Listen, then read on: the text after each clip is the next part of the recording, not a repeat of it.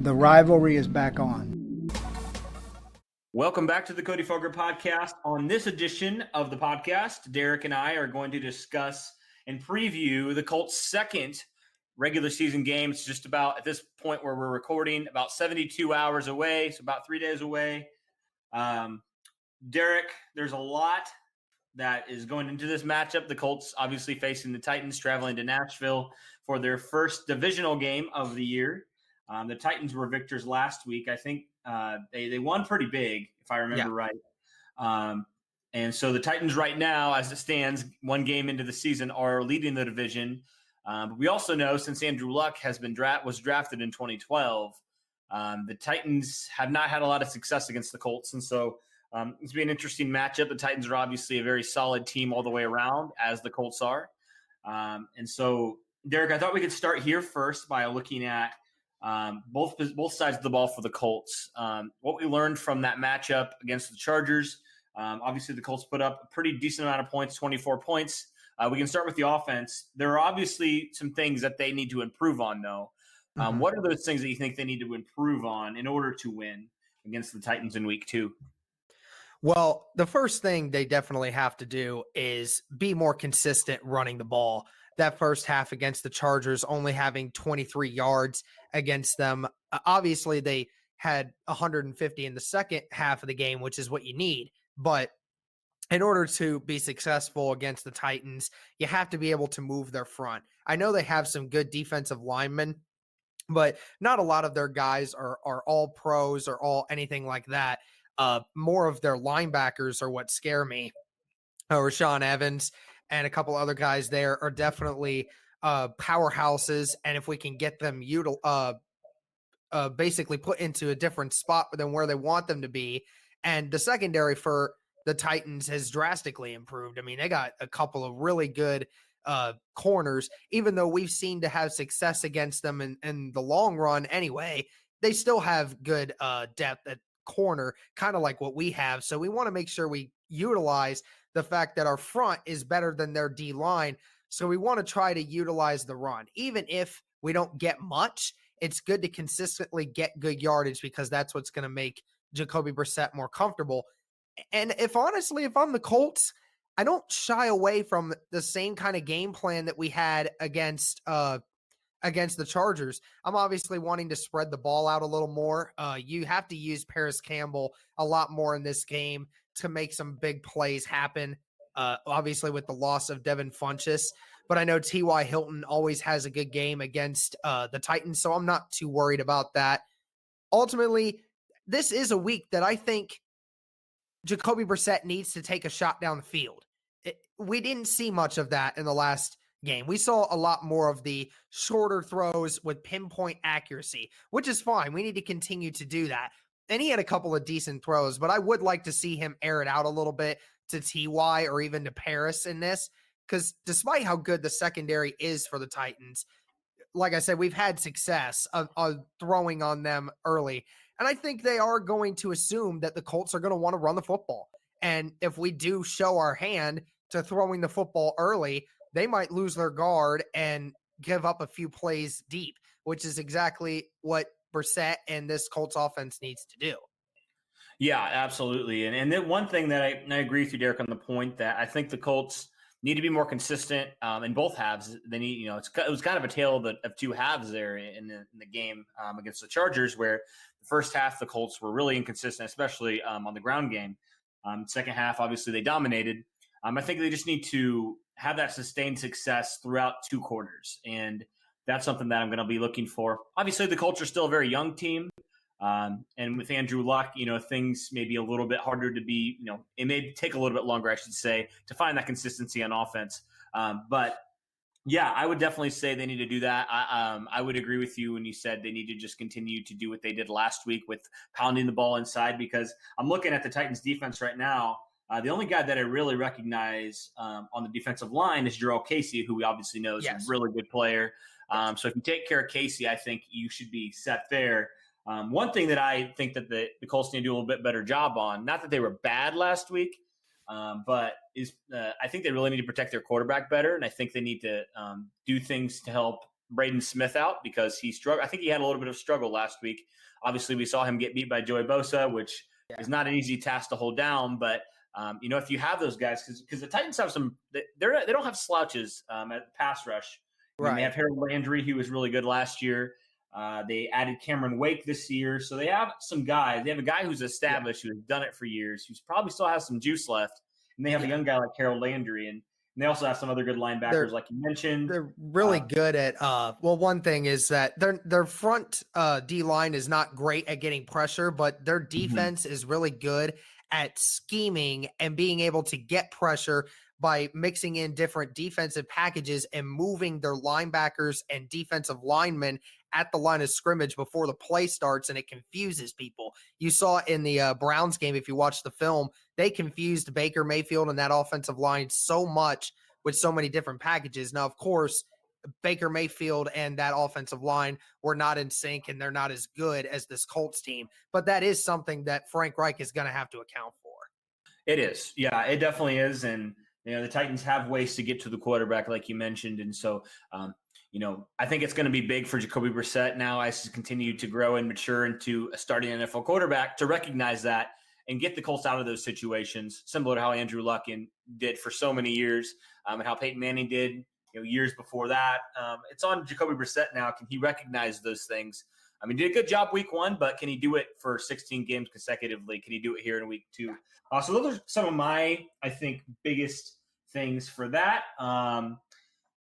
The biggest things that the Colts offense needs to do to improve on to win. I mentioned also finishing drives, I think, was important. And the Colts, not that I think they were worse on defense again on third down than they were on offense for sure. But, there's still times where, you just absolutely need to score a touchdown. And that's what the Colts need to do. I don't have the numbers right in front of me. I don't feel like they were great on third down last week. So if they could improve on that, obviously the Eric Ebron drop, which we've already talked about in previous podcasts, was huge. But if they can consistently be scoring 7 points, I think that's a really key to this game, because you just never know what Titans you're going to get, right? It could be the Titans last year where Colts completely, disassembled them essentially, or it could be the Titans that beat the Patriots last year. You just don't know with this Titans team. They're very inconsistent. They have the talent to beat you. It's just, will they do it? Can they do it consistently? And so, I think those are my kind of keys to the game. We can talk about the defense, which struggled a lot more than the offense last week, specifically in the run game. Derek, what do the Colts have to clean up in the run game to stop the Titans, who have probably one of the best young backs in the league in Derrick Henry? Yeah, and real quick to mention that, we noticed how last year Tennessee beat the Patriots before coming into our building. Everyone said they got the number 1 passing defense out there. Sure enough, threw for almost 400 yards and just completely blew them out of the game. So you're right. It just depends on what Titans team you're going to get. And you're right. Derrick Henry is a really good young back. I think he has revamped what was a disappointing early career in his first 2 years.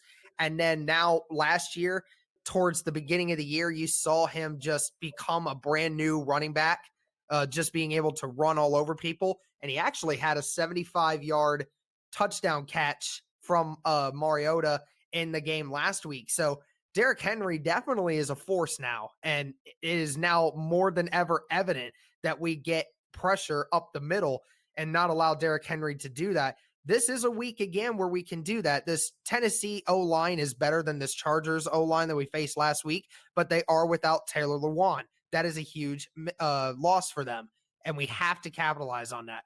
Now, Teray being injured, I don't quite know the status of him. I know they said he just needed some rest, so we don't really know what to expect from him.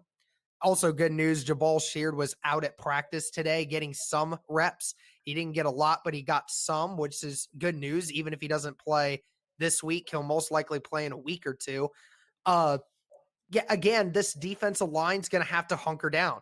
And Darius Leonard reportedly came out of the locker room today after a film session. He was extremely mad and extremely disappointed in himself. He was verbally, and you could just tell he was just not right in the head after that, because he was so upset with how he played. And I think he's going to be extra motivated this week to be on the top of his game, because he's going to need to be, because this Tennessee offense, not only in the run game can beat you, but they have a lot of good wide receivers that can beat you. Delaney Walker had himself a game last week.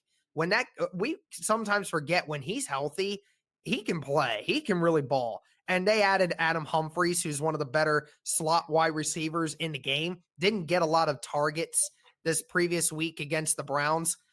They don't really have a lot of guys who can beat you down the field quite like Keenan Allen did against us. And they don't really have the guys like T.Y. Hilton who can beat you with their speed. So they'll be relying on Delaney and Adam Humphries in the middle of the field again.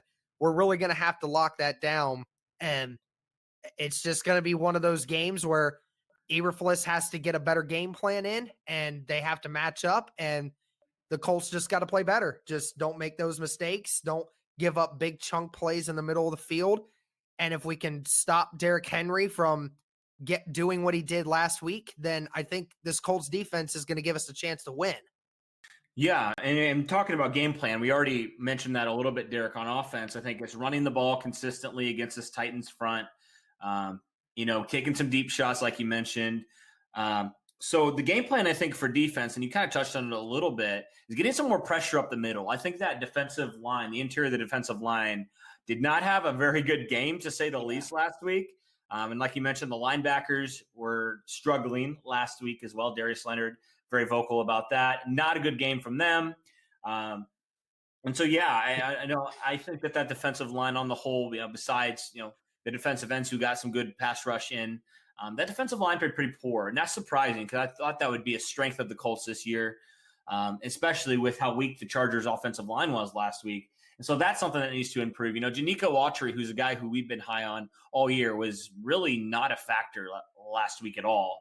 The only play that he had, which I know the NFL has come out and said that was wrong, the only play that I heard his name was on that play where he got a penalty. So from Autry, from Margus Hunt, and then hopefully Tyquan Lewis sees the field, the Colts need some more pressure from those guys. They need those guys to simply just play better.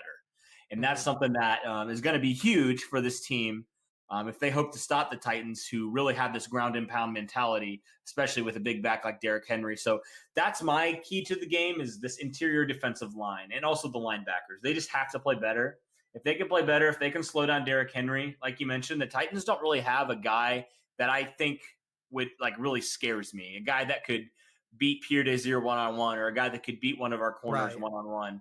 They just don't have that in their wide receivers. And also Marcus Mariota is nowhere near the quarterback that Phillip Rivers is. So that doesn't really scare me. The Titans' passing offense really isn't a threat in my mind. So I think it's really just a matter of shutting down Derrick Henry, shutting down Delaney Walker, who you talked about, a very good tight end. And I think if the Colts are able to do those two things, I think they have a legitimate shot to really win this game and make it a rout. I honestly think they do.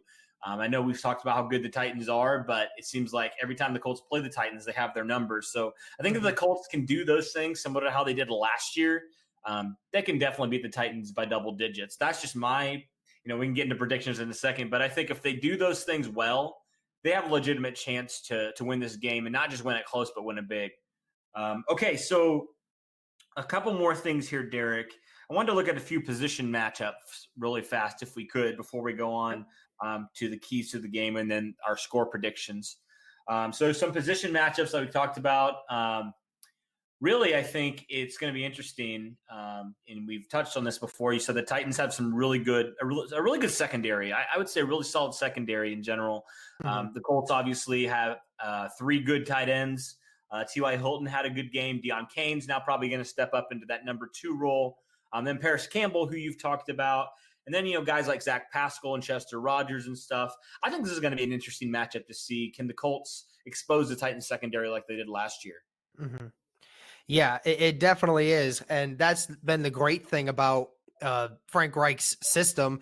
And with the help of Andrew Luck, they've been able to find so many different guys everywhere. I mean, they get Ebron involved. They get Zach Pascal involved. Obviously, T.Y. Hilton has himself a great grab against the Tennessee Titans anytime he plays them. I mean, this offense over the last 7-8 years with the Colts has pretty much been, we can spread the ball around against this team. As good as they are in the secondary, we can spread them around because they're still somewhat inexperienced by some team standards. Ultimately, again, we kind of go back to 2017. We lost both of those games against Tennessee, but each one of those games was a nail biter, and it always came down to the ground and pound. But ultimately, like we said, if Jacoby Brissett is going to win in this game, he's going to have to exploit those mismatches. And I am the biggest matchup that I want to see is what is Deion Kane. I really do want to see what this kid can do. We know what T.Y. Hilton's going to do. We know that they're going to get T.Y. Hilton involved. There's no question. But we want to see how does Deion Kane handle the pressure of being the number 2 guy? There was a lot of talk, especially on our podcast. We talked about, where does Deion Kane fit in in all of this amongst the wide receivers of the group? We even sometimes said he would be the number 3 receiver behind Funchess if he became a more reliable threat than Paris Campbell. Well, now he's going to be the number 2 guy. We're going to see how much he gets used, what they use him for. And I think they're pretty much going to do the same thing they would with Funchess because Deion Kane's a big, agile possession wide receiver. And he showed out pretty well against the Chargers in the limited time he got to play. So that's ultimately the biggest matchup on the offensive side that I want to see is what Deion Kane can do.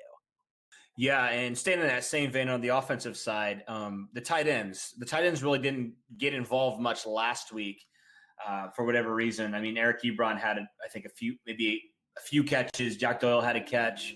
But all in all, the tight ends weren't as effective, I think, as we thought they might be.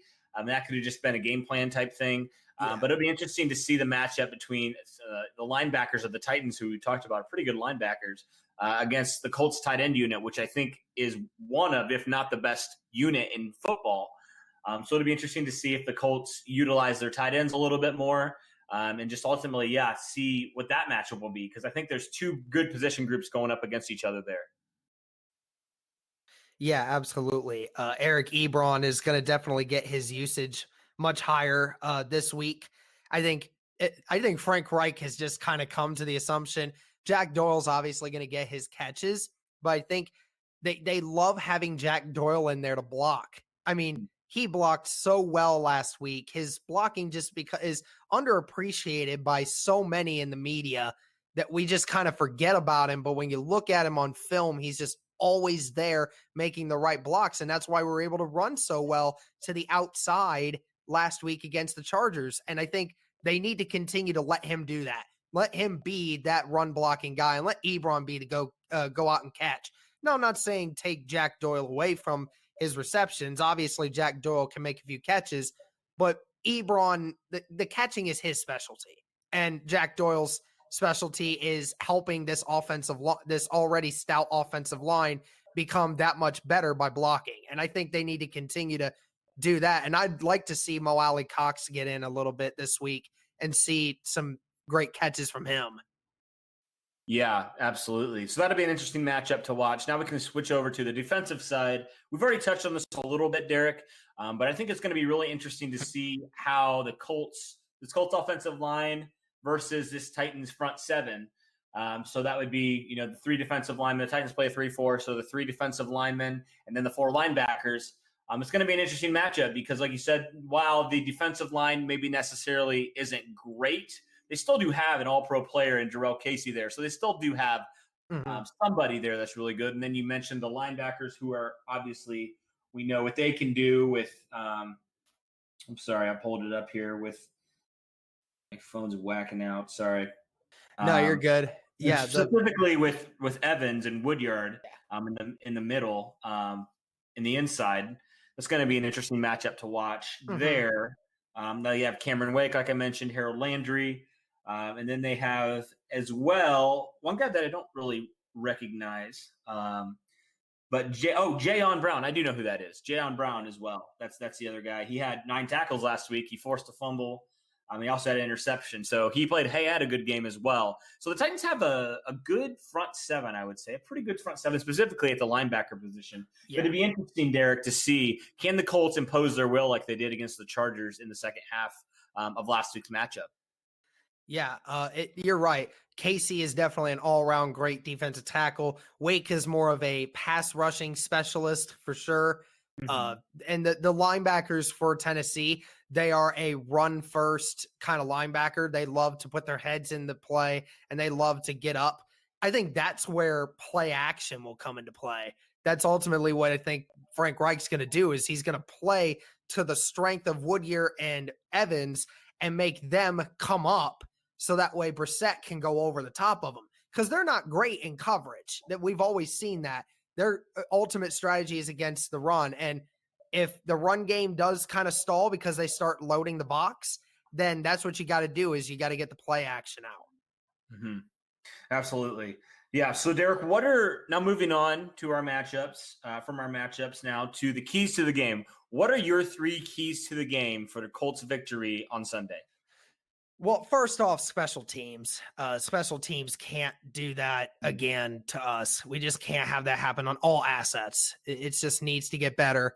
First thing is what does Darius Leonard and the interior of the defensive line do to stop Derrick Henry? That's ultimately the big thing. Is there's been a few times where Derrick Henry comes into a game, his last game, before us and comes in with over 100 yards rushing. We shut him down for like 50 yards. I want to see us impose our will on the defensive line. And I'm going to go back to it again uh, on the offensive side. It has to be more consistent and a more dominant first half from that offensive line. I know they got really good in the second half. They were almost flawless in the second half. They have to continue to do that in all aspects of the game this upcoming week, because if they start slow again, then you're giving Tennessee exactly what they want. This Tennessee team has the roster to compete with anyone. But if you give them a little bit of pressure and if you can get to their quarterback and you can keep Brissett happy and put Marlon Mack in a good position, we're going to be fine. Right. And that is, I think, is the key, Derek, is the Colts need to play 4 quarters. They need to play 4 quarters. They need to do it early. They can't afford, like last year, to go 1-5 again or something similar to that. They can't start off slow because, especially with this schedule, it's a lot harder than last year. You're not playing the Buffalo Bills and, oh, crap, I can't remember who that quarterback was. You're not playing those type of teams anymore. You're playing the Patrick Mahomes, the Drew Brees, the Phillip Rivers. You're playing some of those harder teams. And so the Colts simply cannot afford to do that again. They must win this game, because if you're sitting there at 0-2 again for it would be the last 4 out of 5 years, like that's not good. You can't do that. You can't expect to pull that off again, because it's hard to win in the NFL. And the Colts have had, unfortunately, this thing where they started out slow ever since Andrew Luck was drafted, and they can't do it again. Yeah, exactly.